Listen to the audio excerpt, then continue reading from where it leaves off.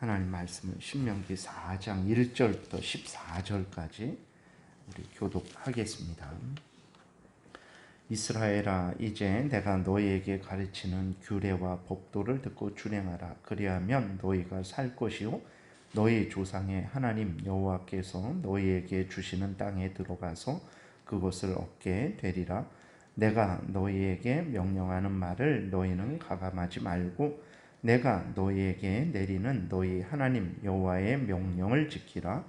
여호와께서 바알보올의 일로 말미암아 행하신 바를 너희가 눈으로 보았거니와 바알보올을 따른 모든 사람을 너희의 하나님 여호와께서 너희 가운데에서 멸망시키셨으되 오직 너희의 하나님 여호와께부터 떠나지 않은 너희는 오늘까지 다 생존하였느니라. 내가 나의 하나님 여호와께서 명령하신 대로 규례와 법도를 너희에게 가르쳤나니 이는 너희가 들어가서 기업으로 차지할 땅에서 그대로 행하게 하려 함인즉 너희는 지켜 행하라. 이것이 여러 민족 앞에서 너희의 지혜요 너희의 지식이라. 그들이 이 모든 규례를 듣고 이르기를 이 큰 나라 사람은 과연 지혜와 지식이 있는 백성이로다 하리라. 우리 하나님 여호와께서 우리가 그에게 기도할 때마다 우리에게 가까이 하심과 같이 그 신이 가까이 함을 얻은 큰 나라가 어디 있느냐? 오늘 내가 너희에게 선포하는 이 율법과 같이 그 규례와 법도가 공의로운 큰 나라가 어디 있느냐? 오직 너는 스스로 삼가며 내 마음을 힘써 지키라. 그리하여 내가 눈으로 본 그 일을 잊어버리지 말라. 내가 생존하는 날 동안 그 일들이 내 마음에서 떠나지 않도록 조심하라. 너는 그 일들을 내 아들들과 내 손자들에게 알게 하라. 내가 호렙산에서 내 하나님 여호와 앞에 섰던 날에 여호와께서 내게 이르시기를 나에게 백성을 모으라. 내가 그들에게 내 말을 들려주어 그들이 세상에 사는 날 동안 나를 경외함을 배우게 하며 그 자녀에게 가르치게 하리라 하심에 너희가 가까이 나와 산 아래에 서니 그 산 불이 붙어 불길이 충천하고 어둠과 구름과 흑암이 덮였는데 여호와께서 불길 중에서 너희에게 말씀하시되 음성뿐이므로 너희가 그 말소리만 듣고 형상은 보지 못하였느니라. 여호와께서 그의 언약을 너희에게 반포하시고 너희에게 지키라 명령하셨으니 곧 십계명이며 두 돌판에 친히 쓰신 것이라. 그때에 여호와께서 내게 명령하사 너희에게 규례와 법도를 교훈하게 하셨나니 이는 너희가 거기로 건너가 받을 땅에서 행하게 하려 하심이니라. 아멘. 기도드리겠습니다. 살아계신 하나님 감사합니다. 하나님의 말씀을 전하고 듣습니다. 성령께서 역사하셔서 우리를 향한 하나님의 뜻을 잘 깨달아 알게 도우시고 또 하나님이 알려주시는 대로 잘 믿고 따르게 도우소서. 감사드리고 예수 그리스도의 이름으로 기도드렸습니다. 아멘. 오늘 그 본문에 보게 되면 이제 하나님의 말씀을 따르는 것이 생명을 얻는 것이고 가나안 땅을 차지하는 것이라는 것을 철저하게 말씀하고 있는 것을 우리가 또 확인하게 됩니다. 모세는 가나안 땅에 들어가서 이제 이스라엘 백성들이 전쟁을 해야 되는 상황임에도 불구하고 전쟁 전략을 가르치는 것이 아니라 하나님의 규례와 법도 하나님의 법 십계명을 다시 한번 상기시키면서 이제 그 십계명을 따를 것을 명령을 하고 있는 거예요. 참으로 이해가 되지 않는 그러한 상황이죠. 하나님의 규례와 법도 십계명을 따르면 살 것이고 가나안 땅을 찾을 것이다. 이것을 모세가 강조하고 또 강조하고 있는 것입니다. 모세가 하는 말이 과연 맞는 말인가 우리가 싶기도 하죠. 지금 당장 가나안 땅에 들어가서 어디로 어떻게 들어가서 어느 이렇게 족속 먼저 이렇게 전쟁을 하고 어떻게 공격을 하고 어떻게 승리를 해야 되는가 이러한 계획을 그럼 세우지 않아도 된다는 말인가? 그러진 않죠. 그건 나름대로 이제 인간들이 해야 될 일들은 해야 된다라는 것입니다. 여기에서 하나님의 말씀을 따르면 가나안 땅에서 승리하고 가나안 땅을 얻는다라고 이렇게 하나님의 말씀을 하시는 것은 아무것도 안 해도 된다, 게을러도 된다, 가만히 있어도 된다, 이런 의미가 아닙니다. 우리들이 인간이 해야 될 일들은 해야 되는 거예요. 그 가나안 땅에 걸어 들어가야 되고 거기에서 만나는 가나안 족속과 싸워야 되는 것입니다. 그래서 인간적으로 어떻게 싸워야 될지, 누가 먼저 싸워야 될지, 이러한 것들은 계획을 세워야 되겠죠. 근데 중요한 것은 무엇이냐면, 그렇게 하나님께서 하나님의 명령을 따를 때에 그 가나안 족속과 싸울 때에 지혜를 주시고 힘을 주시고 가나안 족속과 싸워서 승리케 하신다라는 그러한 말씀을 하고 있다라는 것을 우리가 기억을 해야 되는 것입니다. 그러니까 아무리 전쟁 전략을 잘 세울지라도 하나님이 함께 하시지 않으면, 하나님이 도와주시지 않으면 그 전쟁에서 승리할 수가 없는 거죠.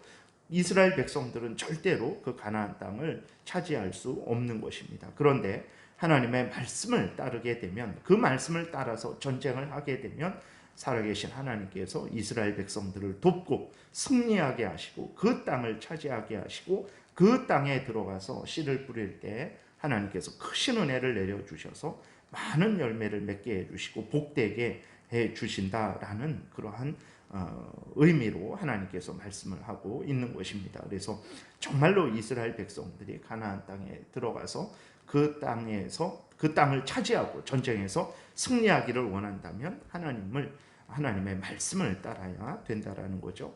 그래서 2절에 보게 되니까 하나님의 말씀을 따르되 가감하지 말고, 즉 인간들 편리에 따라, 사람들 요구에 따라, 시대의 변화에 따라 하나님의 말씀에다가 더하거나 빼지 말고 하나님이 알려주신 그대로 받아들이고 그대로 믿고 순종해야 된다라는 것입니다. 하나님의 말씀을 따를 때에는 절대로 가감하지 말아야 됩니다.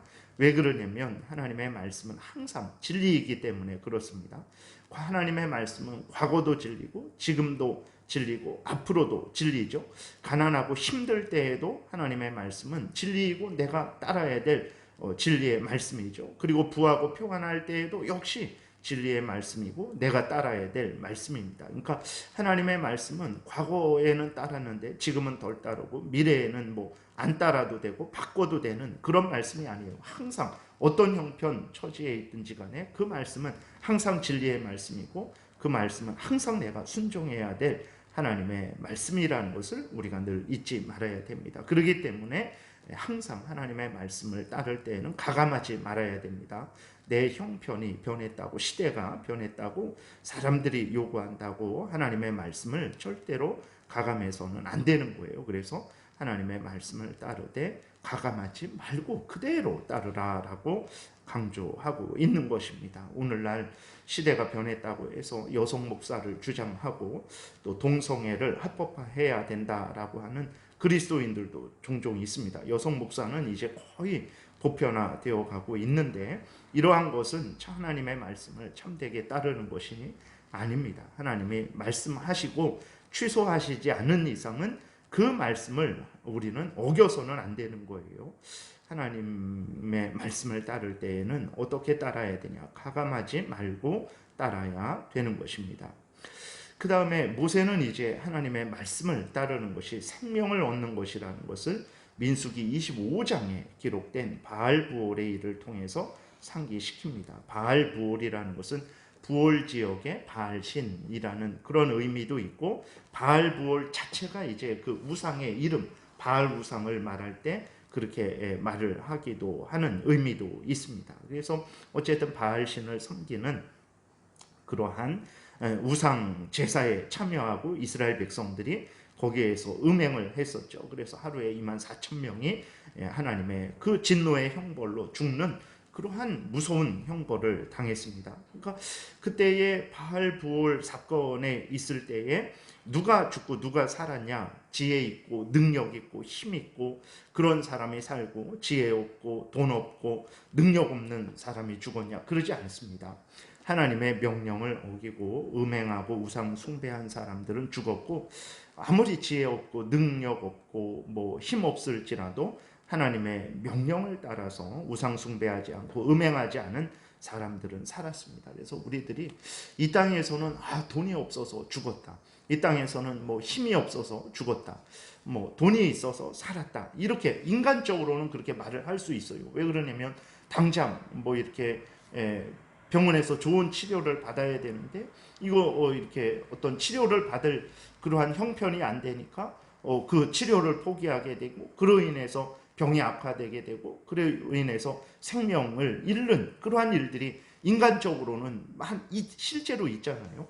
그런데 그것은 우리들이 볼 때에 그런 것입니다. 실제로 돈이 없어서 병원에 못 가서 그래서 병이 악화되어서 죽었어요. 그래서 돈이 없어서 죽었다, 우리는 이렇게 말을 할 수 있어요. 그러나 그것만 봐서는 안 되고 하나님의 크신 감추어진 우리는 섭리까지 늘 생각을 해야 되는 것입니다. 그래서 하나님의 뜻이 이루어질 때 돈이 없어서 내가 병원에 못 가서 내가 생명을 잃는 방식으로 그렇게 이루어지는 것이고, 또 사는 하나님의 뜻이 이루어질 때 내가 그때 마침 물질이 있어 갖고 병원에 가서 좋은 치료를 받아서 그렇게 내가 사는 방식으로 하나님의 뜻이 이루어진다라는 것도 우리가 늘 잊지 말아야 되는 것입니다. 그렇기 때문에 정말로 이렇게 인간이 살고 죽는 것은 정말 우리 눈에 보이는 게 전부가 아닙니다.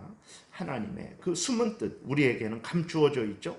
그것이 드러나지 않는 거죠. 그렇기 때문에 우리는 그것은 생각을 하지 않는데 내 형편 처지, 내 눈에 보이는 것만 그것은 생각을 하죠. 물론 그런 것을 통해서 이루어지니까 우리는 이 약을 먹어서 살았다, 저 약을 먹지 않아서 죽었다, 이렇게 말을 할 수 있어요. 그러나 그것만 봐서는 안 되고 숨은 하나님의 뜻도 늘 생각을 해야 되죠. 그렇게 전체적으로 고려할 때에 결국은 살고 죽는 것은 하나님의 주권하에 있다라는 것을 우리가 인정하지 않을 수 없는 거죠. 한 개인의 생사화복, 한 나라의 흥망성쇠, 이 모든 것들은 하나님이 주관하시고 다스리시는 거죠. 그랬을 때 누가 하나님 앞에서 생명을 얻었는가?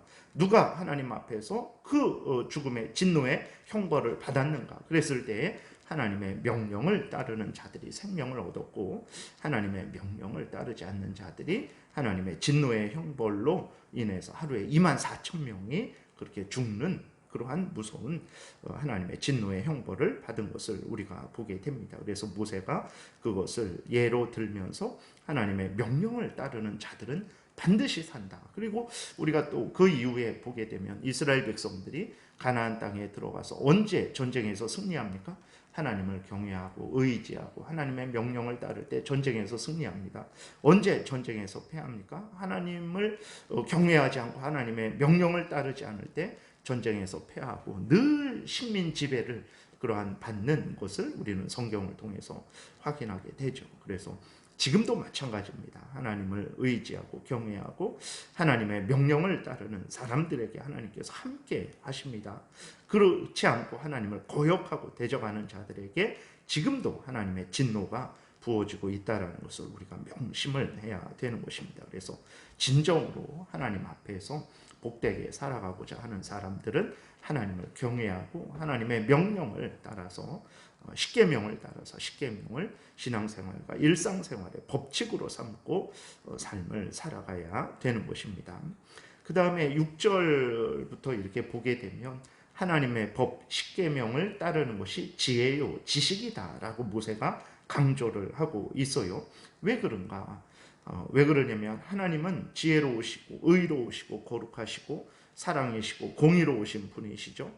이러한 하나님이 주신 법 십계명도 지혜롭고 의롭고 거룩하고 사랑과 공의의 법이 되는 것입니다. 이러한 십계명을 따를 때에 그 사람의 삶이 참으로 지혜롭고 지식 있는 삶이 된다는 것을 우리가 분명하게 기억을 해야 되는 것입니다. 그래서 하나님이 그런 분이기 때문에 지혜와 지식의 하나님이시기 때문에 하나님이 내신 법도 지혜와 지식의 법이고 그 법을 따를 때에 지혜와 지식의 삶을 살 수 있게 되는 것이죠. 모세는 하나님의 말씀을 따를 것을 9절에서 다시 강력하게 강조하고 있습니다. 오직 너는 스스로 삼가며 내 마음을 힘써 지키라. 그리하여 내가 눈으로 본 그 일을 잊어버리지 말라. 내가 생존하는 날 동안에 그 일들이 내 마음에서 떠나지 않도록 조심하라. 너는 그 일들을 내 아들들과 내 손자들에게 알게 하라 라고 이렇게 하면서 10절부터 이제 십계명을 주셨을 때 그 시내산에서의 그 영광 중에 하나님이 친히 십계명을 주신 것을 기억하고 그 십계명을 마음에 새기고 그 십계명을 자녀들과 손자들에게 그렇게 알게 하라라고 이렇게 이스라엘 백성들에게 강조하고 있는 것입니다. 하나님이 이스라엘 백성들에게 시내산에서 십계명을 주실 때에 산에 불이 붙었고 불길이 충천했고 어둠과 구름과 흑암이 있는 가운데서 하나님이 친히 언약을 반포하셨죠. 언약이라는 것은 이제 하나님이 이스라엘의 하나님이 되어 주시고 이스라엘을 하나님의 자녀 삼아 주시는 거죠. 그게 언약의 내용입니다. 그러면서 이제 하나님 자녀된 이스라엘 백성들에게 하나님의 십계명을 주신 거예요. 그래서 너희들이 내 백성이면 너희들이 나를 너희들의 하나님이라고 이제 계약을 서로 맺은 거죠. 하나님과 함께 언약을 맺은 거예요. 그러면 당연히 이 내 뜻인 십계명을 따라서 살아가라라고 하시기 위해서 하나님이 십계명을 친히 기록하셔서 이스라엘 백성들에게 주신 것이죠. 이렇게 시내산에서 십계명을 주시고 또 거기에 덧붙여서 이제 제사법, 시민법도 주신 것은 가나안 땅에 들어가서 행하게 하려는 것이다 라고 아주 분명하게 그렇게 강조하고 있죠. 14절에도 보게 되니까 그때 여호와께서 내게 명령하사 너희에게 규례와 법도를 교훈하게 하셨나니 이는 너희가 거기로 건너가 받을 땅에서 행하게 하려 하심이니라 라고 이렇게 분명하게 기록이 되어 있습니다. 그래서 이스라엘 백성들이 이러한 하나님의 뜻을 깨달아 알고 하나님이 친히 주신 십계명을 따라서 모든 하나님의 그 다른 그 법들을 따라서 살아가게 되면 그들은 이제 하나님의 도우심으로 말미암아 승승장구하게 되는 거죠. 그러나 우리가 역사를 봤을 때 그렇게 하지 않았죠. 그 결과는 우리가 또 성경을 통해서 확인하게 되죠. 결국은 북쪽 이스라엘이 멸망했고 또 그러니까 결국은 이제 북쪽 이스라엘이 북쪽으로 남쪽으로 나누어졌고 또 하나님의 명령을 따르지 않아서 결국은 북쪽 이스라엘이 멸망했고 또 남쪽 유다도 멸망하고 포로로 이제 70년 동안 끌려갔다가 다시 돌아오게 된 것을 보게 됩니다. 그것은 경제력이 약해서 정치를 잘못해서 또 뭐 어떤 그러한 물질이 없어서 그런 것이 아닙니다. 하나님을 경외하지 않아서 이스라엘이 두 쪽으로 나뉘어진 것이고 또 북쪽이 망한 것이고 남쪽 유다도 망하고 포로로 끌려갔다가 다시 돌아오게 된 것이죠. 그 모든 것들의 가장 중요한 핵심은 하나님의 말씀을 따라 살아가지 않은 거예요. 그래서 하나님의 말씀을 따라 살아가지 않으면 죽는 것이고 말씀을 따라 믿고 살아가게 되면 사는 것이죠. 이것은 오늘날도 마찬가지입니다. 그래서 하나님께서 이 십계명을 이렇게 기록하시고 취소하시지 않았어요. 계속해서 신약 때에도 마태복음 5장에서 예수 그리스도께서 내가 율법을 폐하러 온 줄로 생각하지 말라. 한 1.1획도 천지가 없어지기 전까지는 폐하지 않을 것이다. 그것은 이제 하나님의 십계명이 하나님의 법이 절대로 그렇게 사라지지 않을 것이다 라고 이렇게 강조하는 것입니다. 그 명령을 여전히 오늘도 우리도 따라야 되는 것이죠. 그래서 우리들이 일상을 살아갈 때 십계명을 일상생활과 신앙생활의 법칙으로 삼고 살아가야 됩니다. 그래서 우리가 일상생활을 어떻게 살아가야 될까, 또 신앙생활을 어떻게 살아가야 될까 했을 때 십계명을 앞에 놓고 그 십계명을 지키는 방향으로, 어기지 않는 방향으로 이제 전체적으로 고려해서 그것을 결정하게 되면 대부분이 우리가 가야 될 그러한 신앙의 길, 또 그 일상의 그러한 길을 찾게 될 것입니다. 그리고 하나님의 말씀에 그렇게 맞게 되면 이제 그때에는 우리가 원하는 이쪽이든 저쪽이든 갈 수 있는 거죠. 그래서 중요한 것은 십계명을 우리 신앙생활과 일상생활의 법칙으로 삼고 그것을 지키는 방향으로, 어기지 않는 방향으로 뭐든지 결정을 하게 되면 그것을 하나님의 뜻으로 믿고 나아가면 되는 것이죠.